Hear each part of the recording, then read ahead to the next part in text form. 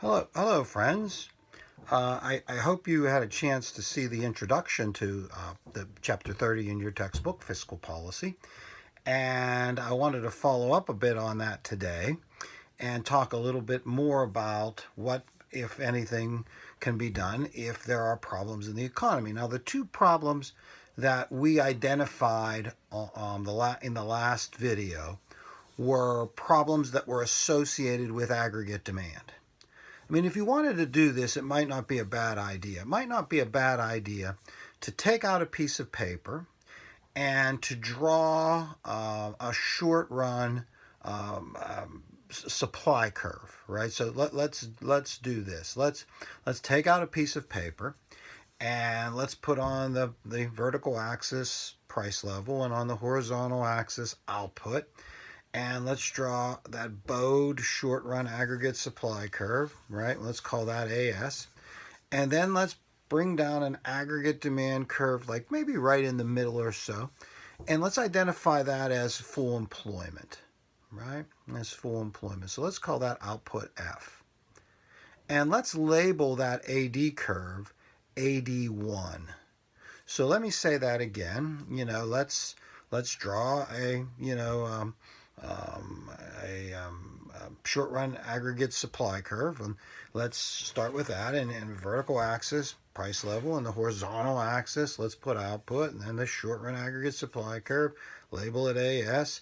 Then one aggregate demand curve, label that AD1, and identify it as full employment, right? Now put a curve above that aggregate demand curve, right? And let's label that AD2, right? AD2.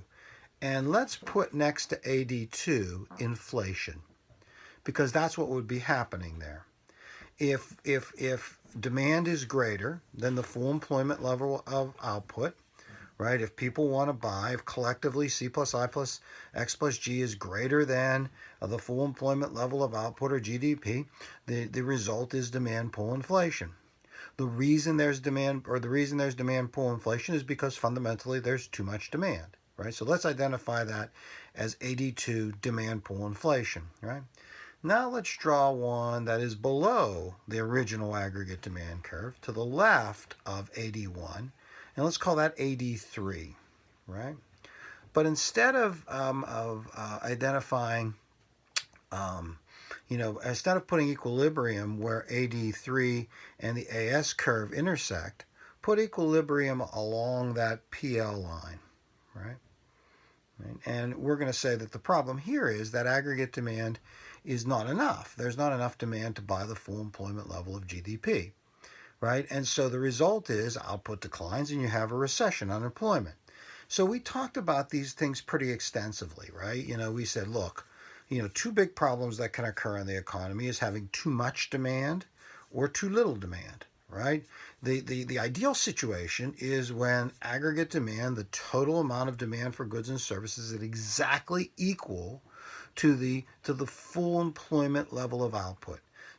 So collectively, society wants to buy exactly what's necessary to fully employ all resources. That's the ideal circumstance. In that circumstance, we said that the economy would gravitate towards an output level that would fully employ all resources. We said, but unfortunately, there are times when demand is greater than that, demand pull inflation, less than that, recession, right? Now, the question that we addressed introduced to being addressed in the last videos. Okay, what, if anything, can we do about that, right? And we said, well, look, it seems only reasonable that if the problem is there's too much demand, or the problem is there's too little demand, the solution is to reduce demand if there's too much and to increase it if there's not enough, right? So we said, let's look at demand. Let's break it down. C plus I sub G plus G plus X sub N. Which of those components would be the easiest for government to manipulate? Well, we concluded, even though I'm not there along with you, but I imagine if we were in a classroom, we would conclude that government spending is the easiest thing for government to alter. right? I mean, consumption isn't as easy to alter, and investment isn't as easy to alter, and net exports isn't easy to alter. Government controls its spending, so it can increase its spending or reduce its spending in order to increase or reduce aggregate demand. Now, we said that if government does this consciously, right? So if the national government, and that's really the only one that can do this, if the national government decides that they are going to consciously reduce spending in order to adjust aggregate demand to bring the economy to a better place, then we said that's called discretionary fiscal policy, right? You know, if they want to increase demand in a recession in order to bring demand to the full employment level of GDP, that's discretionary fiscal policy. Now, what discretionary means is that you make a conscious decision, right? I mean, I don't want to insult you. It's a big word, I know, but you make a conscious decision. So government is making a conscious decision to alter spending in order to influence demand, in order to influence the economy. That's discretionary fiscal policy, right? So we went through that. But I want to add a little bit to the picture because discretionary fiscal policy is a little broader than just altering government spending. The other thing that government can and does do is alter taxation, right? You know, so let's talk a little bit about taxation. Government taxes, you know, they tax a number of different things, and most prominently they tax income. National government taxes income. Now, if you think back, right, consumer spending, consumption, is fundamentally largely a function of income, right? Now, the income that consumption is based on is disposable income. Now, you're going to have to go way back to think about this when you talked about GDP determination and you talked about disposable income. But basically, disposable income is the net pay of everyone in society. So when if we went down to just an individual, right? You know, how much does an individual spend? Well, the biggest question of how, or the biggest determinant of how much an individual spends is how much that individual makes, but not how much income in total they earn. It is the income that they keep that they base their spending on. So some of you at one time or another may have had a part-time job, and you may have worked, let's say, legally at Chick-fil-A or someplace like that, and you earned a paycheck, right? And if you earned that paycheck, you may have noticed on the stub of the paycheck that there was a gross pay and a net pay, right? Gross pay is what you earned. If you made $10 an hour times 10, you earned $100. The net pay was the actual amount that you received. That $100, there were a number of things, taken out of that $100, and one of the biggest things is taxation, right? So now what you spent wasn't based on that gross pay, it was based on that net pay, right?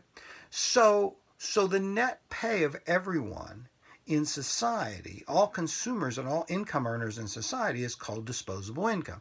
Now, you may have talked about that in the past when you study GDP. Now, what we're saying is government can collectively alter disposable income, right? Think about it. Government decides to cut taxes. What now happens? Well, when government decides to cut taxes, now the disposable income of everyone in society goes up, right? So what happens?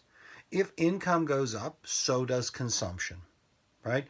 People make more, they spend more, but not as much. That's called the consumption function. We have to come back to that at some point, and it's going to be a little bit rough to come back to that. But in the biggest determinant of consumption is income, right? So when government cuts taxes, then collectively society's disposable income goes up, and when that disposable income goes up, consumption goes up, right?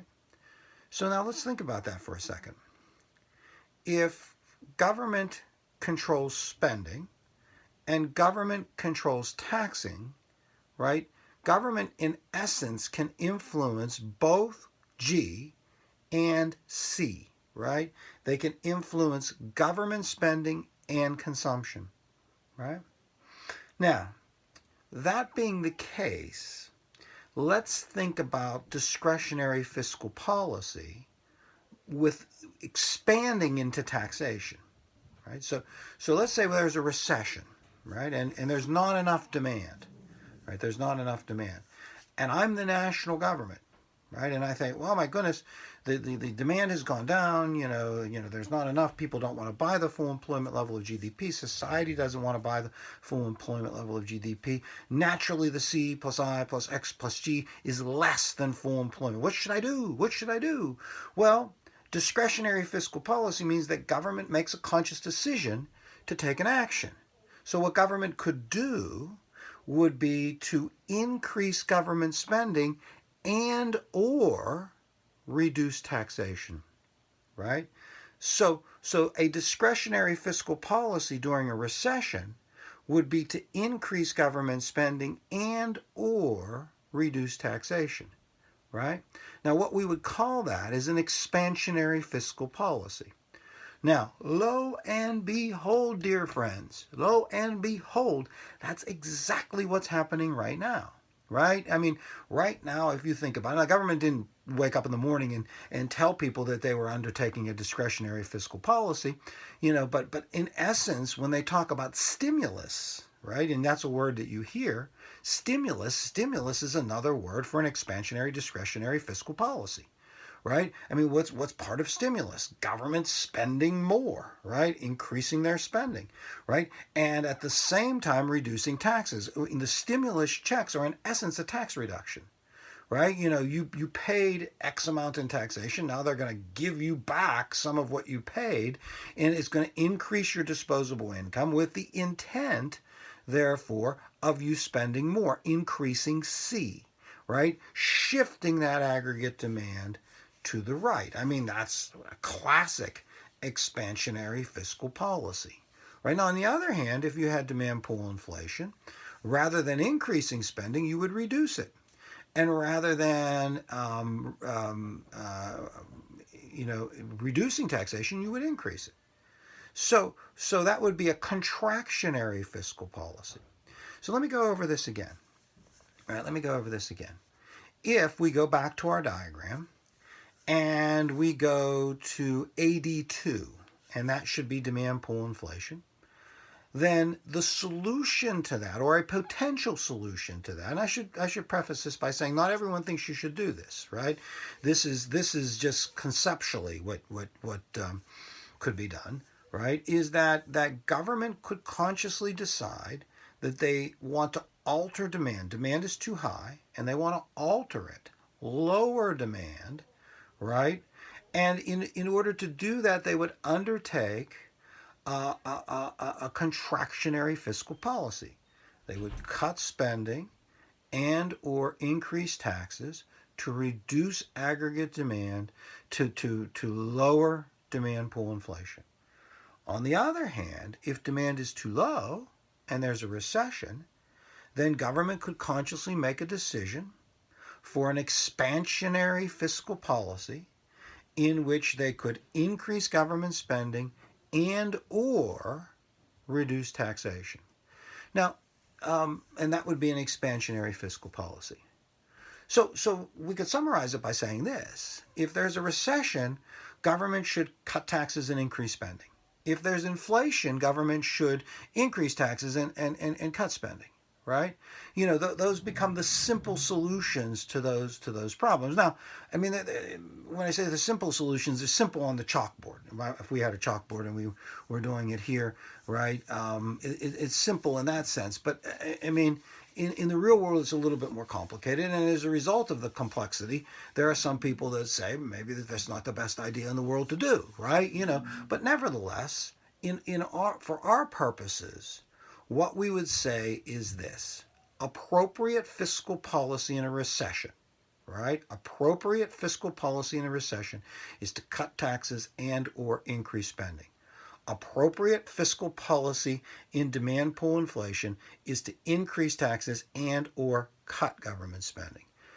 On the AP test or any kind of test, there's frequently questions about what should government do in these circumstances. right? And in terms of fiscal policy. Now, as a hint, the dynamics of those discretionary fiscal policies are a little complicated. So I guess when I say the dynamics, what actually happens when government does this, right, in the economy? And how does it play out in something called the multiplier effect? So that will give you a reason to live on in the pandemic, because I'm going to talk about that in a future video, the multiplying effect of the dynamics of discretionary fiscal policy. Now, you could find all of this material, if you so desired, in Chapter 30 in your textbook. And I'm sure Mr. Spinola will have more information about all of this. Until the next video, best wishes.